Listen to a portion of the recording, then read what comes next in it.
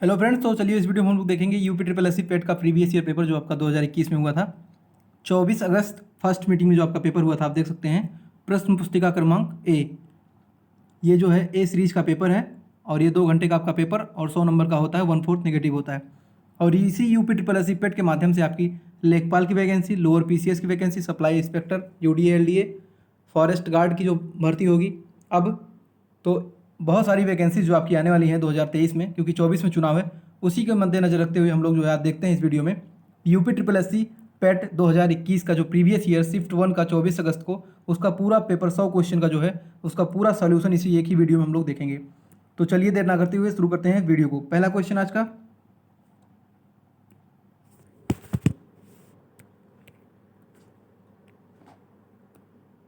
का पहला प्रश्न है कि भारत में शासन करने वाले दिए गए शासकों का काल क्रमानुसार सही क्रम क्या है। आपको सही क्रम में सेट करना है, पहले क्या है उसके बाद। ठीक है, तो सबसे पहले जो है इल्तुतमिश का शासनकाल था, इसके बाद अलाउद्दीन खिलजी का, उसके बाद शेर शाह सूरी का, फिर जो है अकबर का। तो हम देखते हैं 4 3 1 2 हमारा कहाँ पे है, 4 3 1 2, 4 3 1 2, ऑप्शन नंबर बी वाला। नेक्स्ट क्वेश्चन कि निम्न में से कौन से संत शिवाजी के समकालीन थे। तो शिवाजी के समकालीन थे तुकाराम। ये मराठा साम्राज्य की बात की जा रही है। क्वेश्चन नंबर 3 देखते हैं कि बंगाल के गवर्नर जनरल कौन थे।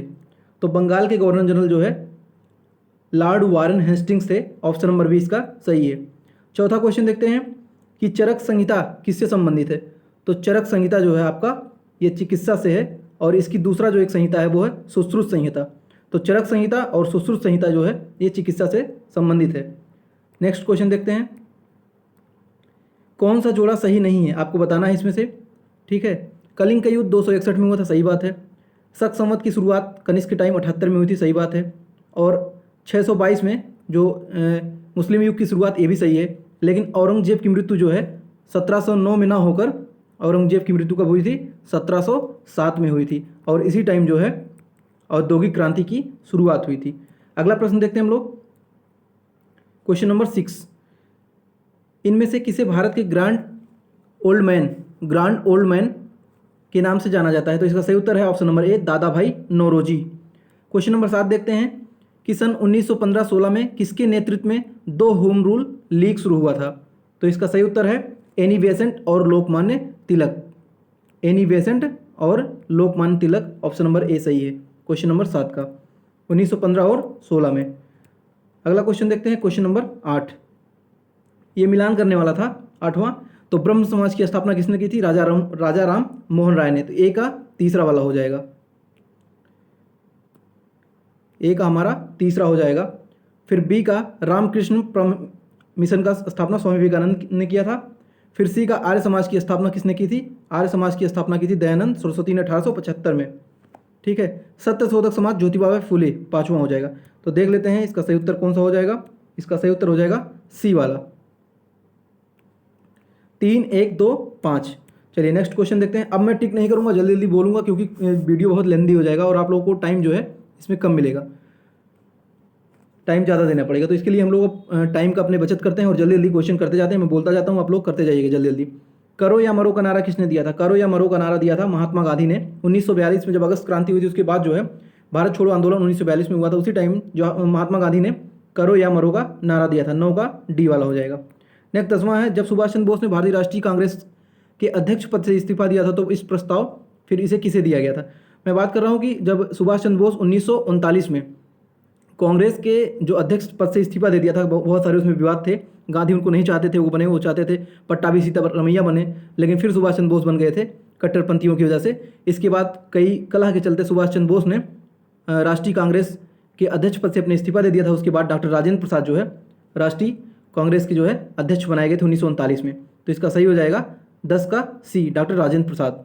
अगला है, सलालपन बिजली परियोजना किस नदी पर है। Question number 11।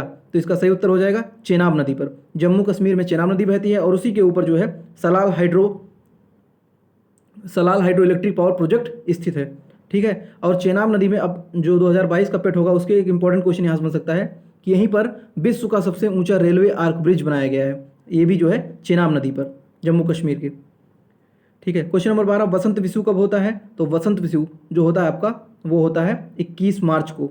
ठीक है, इसमें बहुत सारे पॉइंट होते हैं, जैसे उत्तरी ध्रुव पर, दक्षिणी ध्रुव पर वसंत विषु कब होता है। तो यहाँ पर जो है वैसे बसंत विषु सिर्फ पूछा है तो 21 मार्च को होगा। क्वेश्चन नंबर 13, राजस्थान में खेतड़ी परियोजना किसके उत्पादन के लिए प्रसिद्ध है?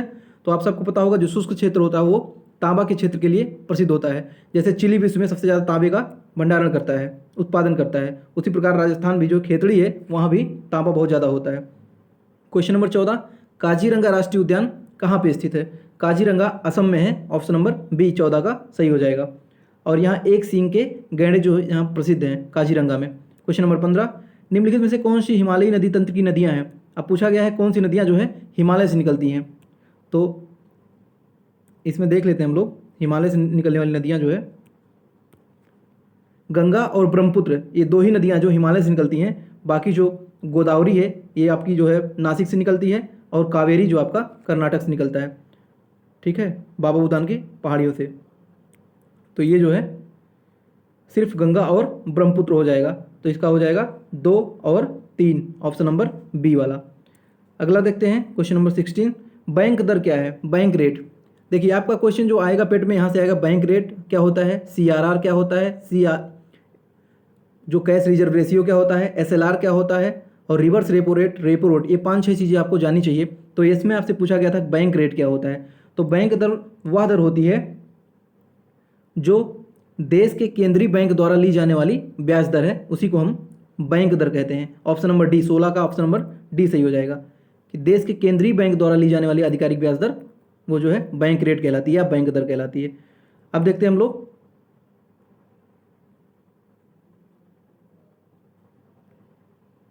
क्वेश्चन नंबर 17 देखते हैं, यदि RBI नगद कोषानुपात को घटा दे तो साख सर्जन पर क्या असर होगा? वही नगद वाला फिर बात आ गई, कैश रिजर्व रेशियो। यदि RBI CRR के कोष अनुपात को घटा दे तो साख सर्जन पर क्या असर होगा? अगर घटाएगा तो बढ़ जाएगी, अगर CRR बढ़ाएगा तो जो सर्जन होगा साख सर्जन वो घट जाएगा। तो यहाँ पूछा गया है कि यदि RBI नगद कोष अनुपात को घटा दे तो घटाएगा तो इसका साख सर्जन बढ़ जाएगा, अगर बढ़ाएगा तो घट जाएगा।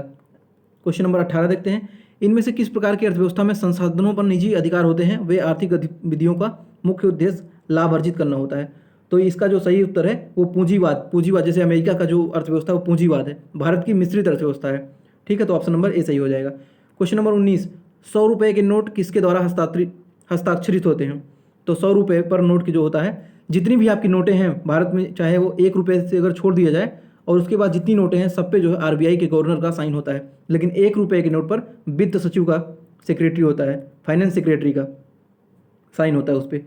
अगला क्वेश्चन नंबर 20 है, फेमा का पूर्ण रूप पूछा है। तो फेमा का पूर्ण रूप होता है foreign exchange management act.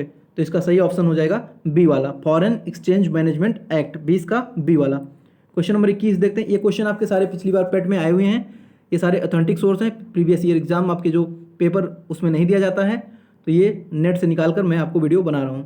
Question number 21 है कि भारत के संविधान में जन स्वास्थ्य एवं स्वच्छता किसमें शामिल है? तो जन स्वास्थ्य एवं स्वच्छता आपका ये राज्य सूची का विषय है। ठीक है, इसमें आपसे एक क्वेश्चन यहाँ से जरूर पूछा जाएगा, जैसे शिक्षा किस सूची का विषय है? समवर्ती सूची का। वन किसका है? समवर्ती सूची का। ठीक है, रेलवे किसका है? तो रेलवे संघ सूची का है। तो इस प्रकार से आपके सारे प्रश्न पूछे जाएंगे, तो आप लोग रट के जाइएगा सूची से। आपके 7वीं जो अनुसूची है संविधान में, राज्य सूची, संघ सूची और समवर्ती सूची, तीनों से जितने विषय हैं सब में वहाँ से क्वेश्चन आपके बनने हैं। 22 वाला देखते हैं कि भारत में पंचायती राज व्यवस्था इसके अंतर्गत रखी है। तो भारत में पंचायती राज व्यवस्था जो है आर्टिकल 40 में है ग्राम पंचायत का गठन, और ये राज्य के नीति निदेशक तत्व में आता है, DPSP, direct principle to state policy. ठीक है, क्वेश्चन नंबर 22 हो गया। आप देखते हैं क्वेश्चन नंबर 23, शिक्षा का अधिकार एक मौलिक अधिकार है जो कि संबंधित है। अभी लेखपाल का एग्जाम हुआ था तो उसमें पूछा था प्रेस की स्वतंत्रता किससे संबंधित है, तो आर्टिकल 19 में है। यहाँ पूछ लिया शिक्षा का अधिकार, तो आर्टिकल 21A से है। तो ये क्वेश्चन आउट है आपके हर एग्जाम में, 19 और 21 से आपके आते हैं, ये मौलिक अधिकार है आपके। तो शिक्षा का अधिकार अनुच्छेद 21A में है, 6 से 14 वर्ष के लिए निःशुल्क शिक्षा। अगला है क्वेश्चन नंबर 24, निम्नलिखित में से किसने संविधान सभा के उद्देश्य प्रस्ताव रखा था? तो इसका सही उत्तर है ए वाला, जवाहरलाल नेहरू ने। 13 दिसंबर 1946 को संविधान सभा के लिए उद्देश्य प्रस्ताव रखा था JL नेहरू ने, भारत के पहले प्रधानमंत्री भी रहे हैं वो। क्वेश्चन नंबर 25 बात करते हैं, भारतीय संविधान के किस अनुच्छेद में अल्पसंख्यकों के हित में निहित है? तो अल्पसंख्यकों की जो बात की गई है आर्टिकल 29 और 30 में की गई है अल्पसंख्यक। तो यहाँ आर्टिकल 29 ऑप्शन नंबर सी सही हो जाएगा। 25 से 28 धार्मिक स्वतंत्रता है। और 26 बात कर लेते हैं, ठोस चालक में धारा वाहक होते हैं। ठोस चालक में धारा वाहक होते हैं, तो इसमें जो है मुक्त इलेक्ट्रॉन होते हैं। 26 का सी वाला हो जाएगा, मुक्त इलेक्ट्रॉन।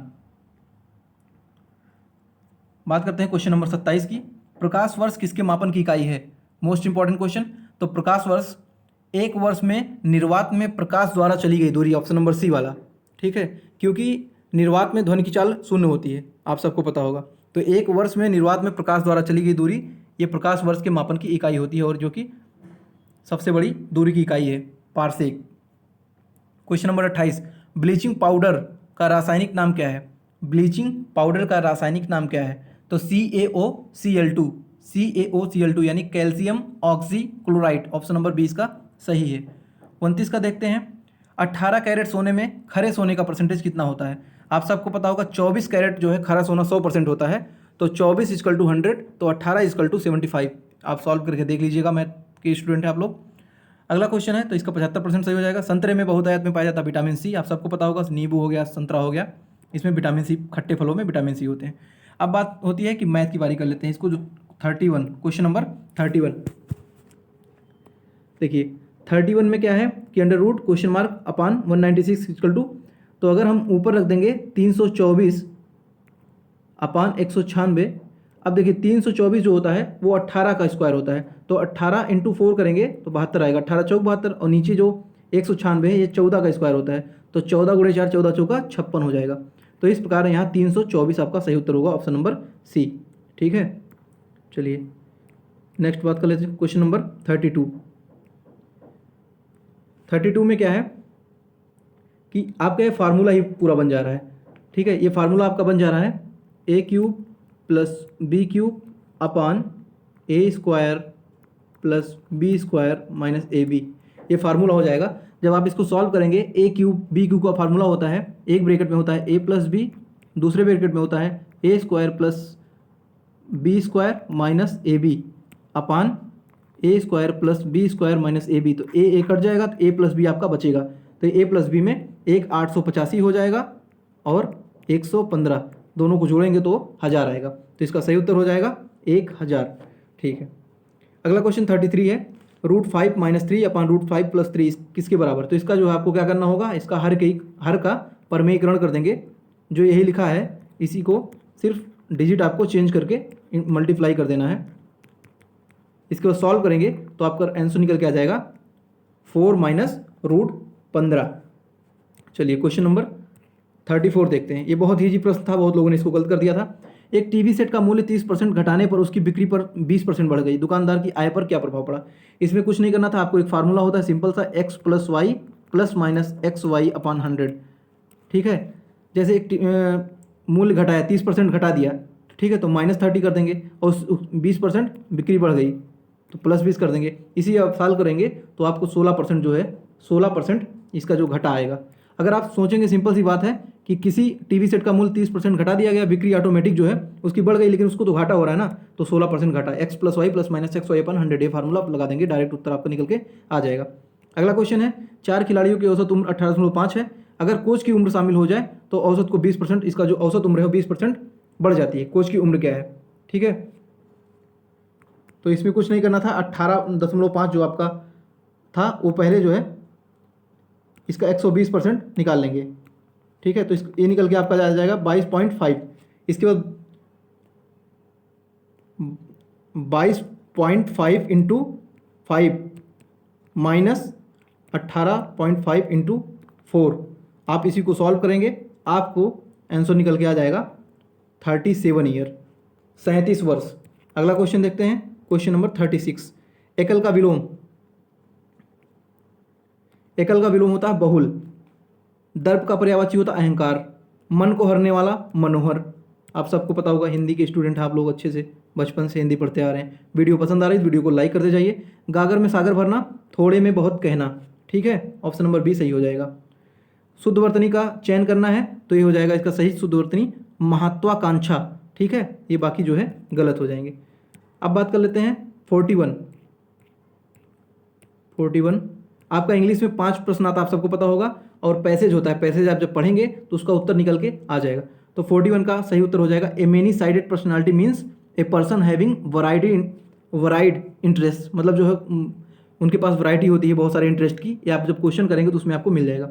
नेक्स्ट क्वेश्चन है पंडित जवाहरलाल नेहरू इंजॉयड, ठीक है, तो इसमें ऑप्शन हो जाएगा doing all these and much more. उसमें लिखा हुआ है कि पंडित जवाहरलाल नेहरू जो थे वो कैसे एंजॉय करते थे, तो सारी प्रक्रिया प्रोसेस करके वो एंजॉय करते थे। ऑप्शन डी सही हो जाएगा। Question number 43, which of the following statement reflects Pandit Nehru's point of view, तो इसका सही उत्तर हो जाएगा science and humanity are equally important, ठीक है, option number C. Question number 44 की बात कर लेते हैं।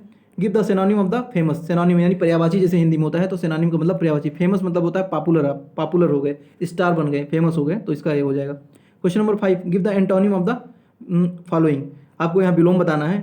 ट्रांसपेरेंट मतलब पारदर्शी, ठीक है, ओपेक मतलब जो है अपारदर्शी होता है। क्वेश्चन नंबर रीजनिंग की बात कर लेते हैं। 5 क्वेश्चन आपके रीजनिंग भी आते हैं, 25 मैथ 5 रीजनिंग।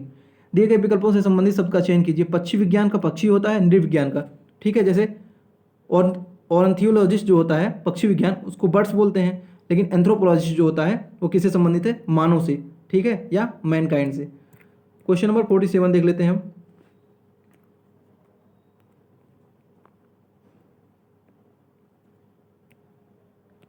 उस शब्द का चयन कीजिए जो समूह के बाकी शब्दों से मेल नहीं खाता, ठीक है, दही, मक्खन, पनीर ये सब हमारे दूध से बनते हैं, लेकिन तेल है ये दूध से डिफरेंट है, तो ये सिंपल क्वेश्चन था। क्वेश्चन नंबर 48 है, क्वेश्चन नंबर 48 है, रीजनिंग के सवाल हैं।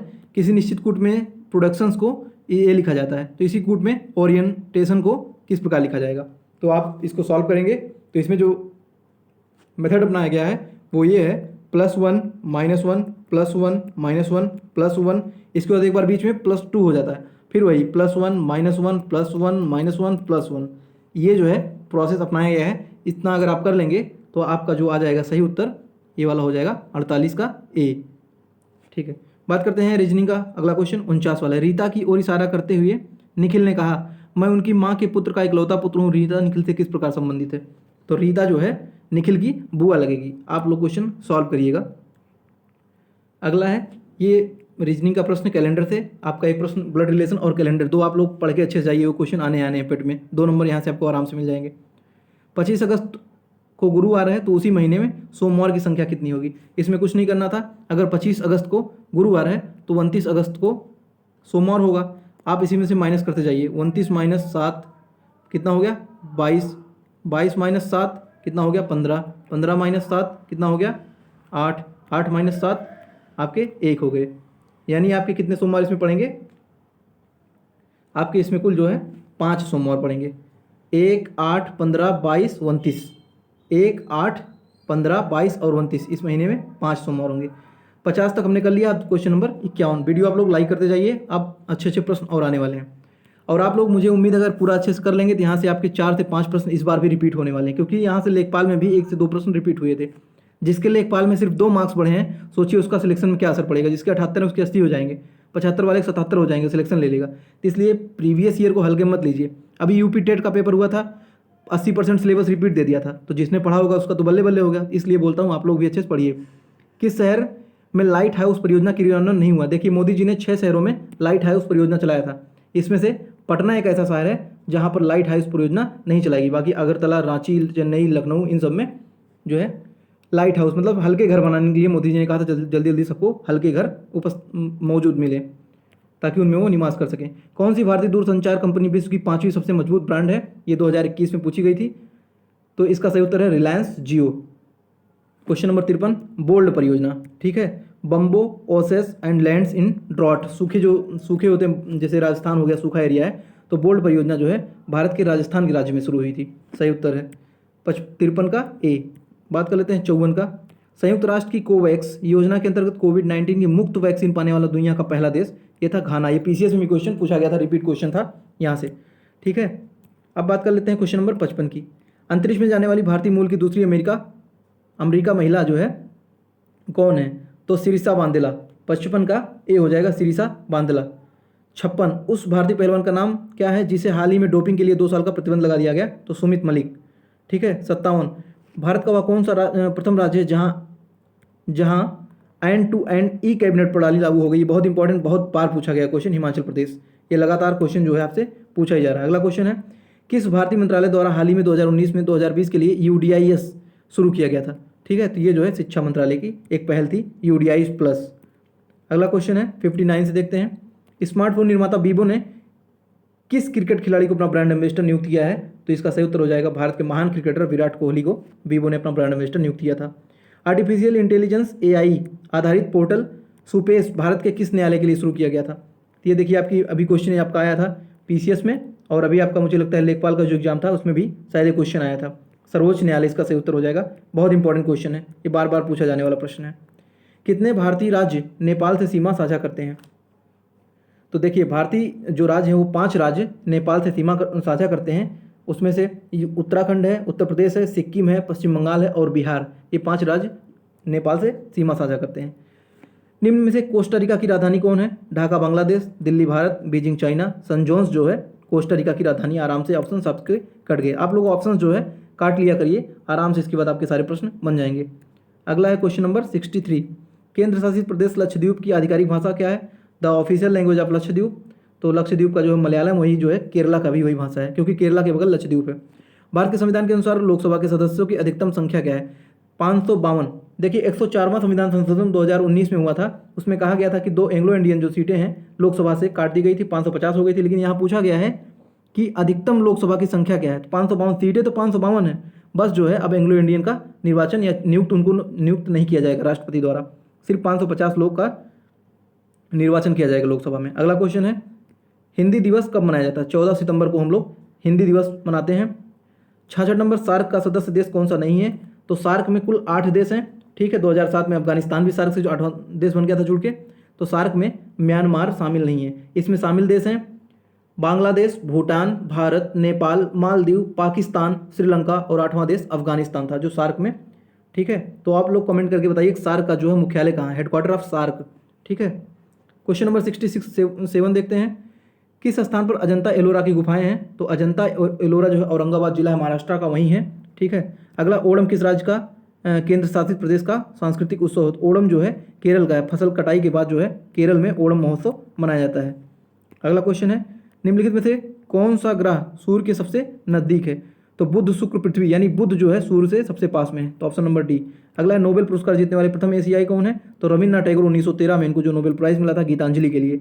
ठीक है, और इन्होंने जो गाना गाया था कि जनगण मन अधिनायक जय है भारत भाग्य विधाता, और जब भारत में अंग्रेजों के टाइम पे राजा जो जॉर्ज पंचम आए थे और दिल्ली दौरा किया था, तब इन्होंने इनके स्वागत में ये गीत गाया था, और जॉर्ज पंचम ने उस टाइम खुश होकर इनके लिए नोबेल प्राइज़ की देने की बात कही थी दिल्ली में। फिर जो है रविन्द्रनाथ टैगोर ने डिमांड उनसे किया था, सर मुझे इस पे ना देकर नोबेल प्राइज़, बल्कि मेरी कविता एक गीतांजलि है उस पर दिया जाए। तो इसलिए गीतांजलि पर एशिया के पहले व्यक्ति हैं रविन्द्रनाथ टैगोर, जिनको नोबेल प्राइज़ जो है सबसे बड़ा विश्व का पुरस्कार होता है नोबेल प्राइज़, उनसे सम्मानित किया गया था 1913 में। अब बात कर लेते हैं 71 से 75। देखिए हिंदी में 5-5 नंबर के 2 पैसे जाएंगे और बहुत आराम से आप इसको कर सकते हैं। जैसे 71 से 75 आपको जो प्रश्न है वो दिया गया है, उसको पढ़ना है, उसके बाद उत्तर आपको चुनना है। अब जैसे पैसे से विश्व में शांति क्यों आवश्यक है? Question number 71। ठीक, इसमें तो कुछ नहीं, आप ऐसे बता देंगे कि शांति किस लिए चाहिए भाई, मानव जाति के विकास के लिए चाहिए, इसमें तो कुछ करना ही नहीं, ऐसे भी बिना पढ़े आप कर सकते हैं। लेकिन आप लोग पैसेज पढ़ के उसी में से उत्तर निकालना, आपको अपने मन से नहीं करना है, ये बात जो है ध्यान रहे। क्वेश्चन नंबर 72 है, विश्व शांति की स्थापना के लिए क्या आवश्यक है? ठीक है, तो अहिंसा और प्रेम। अगला है 73, कठोर से कठोर हृदय को कोमल बनाया जा सकता है कैसे? अहिंसा द्वारा, option number C. Question number 74 है, क्या है देखते हैं उसको हम लोग।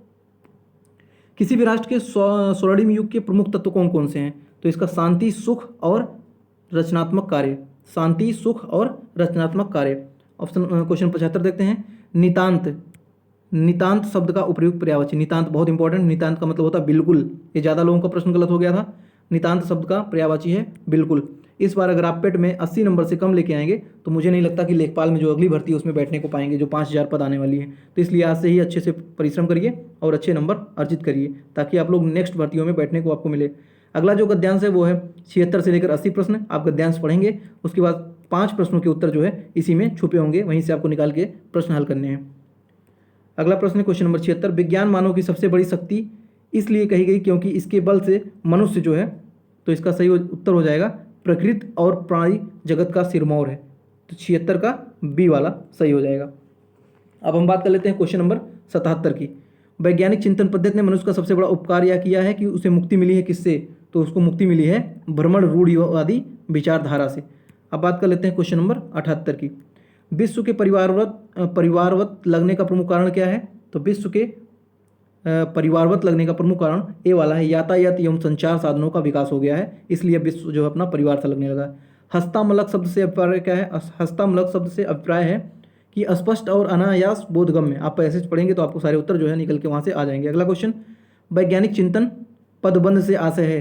तो वैज्ञानिक चिंतन पदबंध से आशय है स्वस्थ एवं संतुलित चिंतन। ऑप्शन नंबर डी आपके सही है। तो ये सारे प्रश्न हिंदी, रीजनिंग और 5 मैंने अर्थमेटिक के देख लिए, और इसमें जीएस, करंट, हिस्ट्री, ज्योग्राफी और सारे क्वेश्चन आपके हो गए। अब 81 से लेकर 100 तक, मतलब 5-5 क्वेश्चन करके 4 पार्ट में आपको ग्राफ और तालिका प्रश्न देखने को मिलेंगे। देखिए वीडियो बहुत ज़्यादा बड़ी हो जाएगी, आप बोर हो जाएंगे, इसलिए अब 80 से लेकर 100 तक मैं प्रश्नों के आपको उत्तर बता दूंगा, आप क्वेश्चन सॉल्व करिएगा। जो क्वेश्चन आप नहीं कर पाएंगे उसको क्वेश्चन नंबर डाल के कमेंट कर दीजिएगा। इसके बाद मैथ का अलग से एक वीडियो में बना दूंगा 80 से लेकर 100, उसको सॉल्व करा दूंगा। मैं आपको उत्तर बता दे रहा हूँ, आप लोग सॉल्व करिएगा, नहीं आएगा उसके बाद कमेंट करिएगा। वीडियो को लाइक करते रहिएगा, चैनल को सब्सक्राइब कर लीजिए। मैं पेट के लिए आपको अच्छी जो है क्विज कराते रहूँगा अभी 1 महीने आपके जो शेष बचे हैं।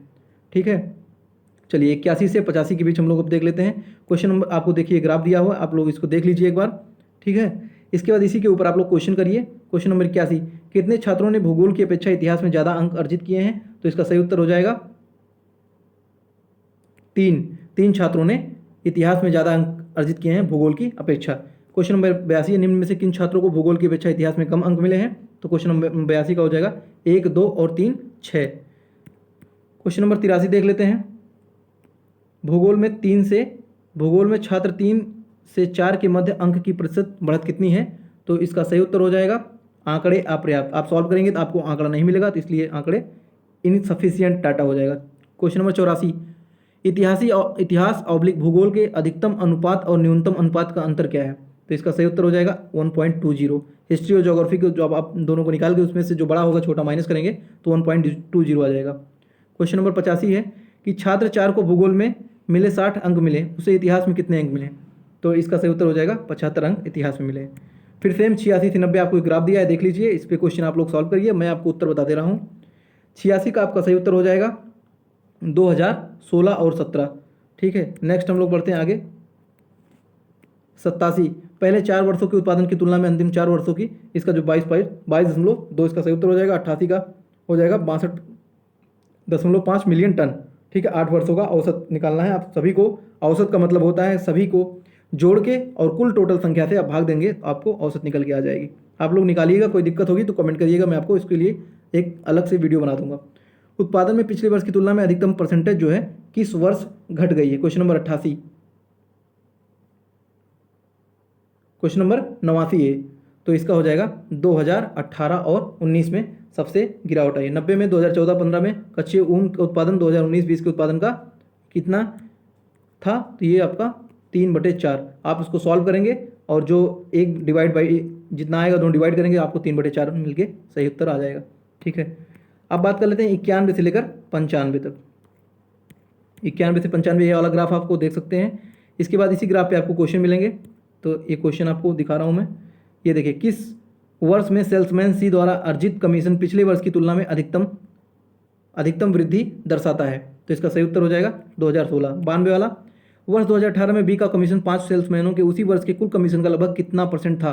तो 92 का सही उत्तर हो जाएगा 19.05। ये क्वेश्चन जो है 92 का ए वाला सही हो जाएगा। क्वेश्चन नंबर 93, किस सेल्समैन का 2018 में कमीशन 2015 की तुलना में उच्चतम वृद्धि दर्शाता है? तो इसका सही उत्तर हो जाएगा सी वाला, जो सी सेल्समैन है उसके ज़्यादा इंक्रीमेंट हुए थे। क्वेश्चन नंबर 94 देख लेते हैं। निम्न में से किस वर्ष में किसी भी सेल्समैन द्वारा अर्जित उच्चतम और न्यूनतम कमीशन का अंतर अधिकतम था? तो इसका सही उत्तर हो जाएगा 2019, सी वाला। 95 देखेंगे, वर्ष 2019 में सेल्समैन डी द्वारा अर्जित कमीशन ए द्वारा अर्जित कमीशन का लगभग कितना % है? तो इसका सही उत्तर हो जाएगा इनमें से कोई नहीं। आप सॉल्व करेंगे तो आपको इनमें से कोई डाटा मिलेगा नहीं, तो इसलिए डी वाला ऑप्शन सही हो जाएगा, none of these above NOTA. 96, निम्नलिखित में से किस महीने में खुले खातों की संख्या औसत महत्तम है? तो इसका सही उत्तर हो जाएगा सितंबर। अगस्त में खुले खातों की संख्या जून में खुले खातों की संख्या के लगभग कितने % कम या ज़्यादा थी? तो इसका सही उत्तर हो जाएगा 35.3, ऑप्शन नंबर बी वाला। क्वेश्चन नंबर 98 हम लोग देखते हैं, मई से सितंबर तक एंजल में खुले खातों की संख्या जीरोधा में खुले खातों की संख्या का अनुपात क्या है? तो इसका सही उत्तर हो जाएगा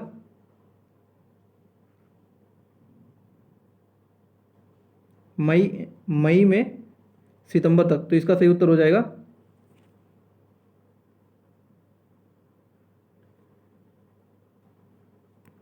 26:25। ये जो है इन्होंने ऑप्शंस यहाँ पे गलत दिए हैं, आपका जो है अनुपात देना था और ये किसी और जो है प्रश्न को ये मिसप्रिंट कर दिए हैं। ठीक है, ये प्रश्न आपका नहीं है उसमें क्वेश्चन पेपर में, ये मिसप्रिंट वाला है क्वेश्चन नंबर 98 जो है ये मिसप्रिंट है। अगला क्वेश्चन 99 देखते हैं, किस शेयर में ब्रोकर में खुले खातों की औसत संख्या महत्तम है? तो ट्रेडबुल में महत्तम है खाता। 100वां देखते हैं, ट्रेडबुल में खुले खातों की संख्या का औसत शेर खान में खुले खातों की संख्या के औसत का लगभग कितना % कम या ज़्यादा है? तो इसका ऑप्शन नंबर ए 57.82। तो इस प्रकार से आज हमने जो है पूरा देख लिया पेट का प्रीवियस ईयर क्वेश्चन, और आपको रफ के लिए बच्चे काम के लिए जगह आपको अलग से मिलता है, तो आप लोग यहाँ पर XYZ कुछ भी रफ वर्क कर सकते हैं, पेपर में कितना भी चाहें गोद सकते हैं, कोई इशू नहीं है। और पेट की तैयारी अच्छे से करते रहिए, क्योंकि आप लोग की जो वैकेंसी है लेखपाल की वो आने वाली है, और जो 8085 पद लेखपाल के जल्दी से फाइनल हो जाएंगे, उसके बाद जो है भर्ती आपको देखने को मिलेगी पेट के बाद। तो अच्छे मार्क्स लाइए, क्योंकि लोअर PCS आ रहा है, वन रक्षक फिर से आएगा, BDO की नई भर्ती आ रही है, बहुत सारे भर्ती जो है पेट के माध्यम से होंगे। और आप लोग चैनल को सब्सक्राइब कर लीजिए। अगली वीडियो में जब हम लोग बात करेंगे UPSSC पेट प्रीवियस ईयर की, तो हम लोग शिफ्ट 2 वाला देखेंगे। 24 अगस्त को सेकंड मीटिंग में कौन सा पेपर आया था, और नॉर्मलाइज होके जो सेकंड मीटिंग वाले थे उनका मार्क्स 2 मार्क्स कम हो गए थे, और वहीं फर्स्ट मीटिंग वाले कोई मार्क्स जो है 2 मार्क्स बढ़ गए थे। तो आप लोग अगर पेपर दिए थे और इस वीडियो को देख रहे हैं, तो अपने इस वीडियो में कमेंट करके बताइए आपका पेपर कौन सा था, किस लेवल में, फर्स्ट मीटिंग या सेकंड मीटिंग में, और कितने मार्क्स आपने अर्जित किया था पिछली बार पेट में। अगर आपने लेखपाल का एग्जाम दिया था तो यस करके कमेंट करें। वीडियो अच्छी लगी वीडियो को लाइक कीजिए, वीडियो अच्छी नहीं लगी हो तो वीडियो को डिसलाइक कीजिए। चैनल द HD को सब्सक्राइब करके वीडियो को शेयर कर दीजिए। मिलते हैं नेक्स्ट वीडियो में। और हाँ, जो प्रीवियस ईयर और भी जितने हमारे वीडियो हैं, प्रीवियस वीडियो लेखपाल की कट ऑफ वाली हो गया, जूनियर एडेड कट ऑफ वाली हो गया, फिर जितनी एक्सपेक्टेड कट ऑफ की वीडियो हैं, या शिक्षक भर्ती से पुलिस वाली वीडियो हो गई, सारी वीडियो के जो लिंक है वो डिस्क्रिप्शन बॉक्स में आप वहाँ से जाकर देख सकते हैं।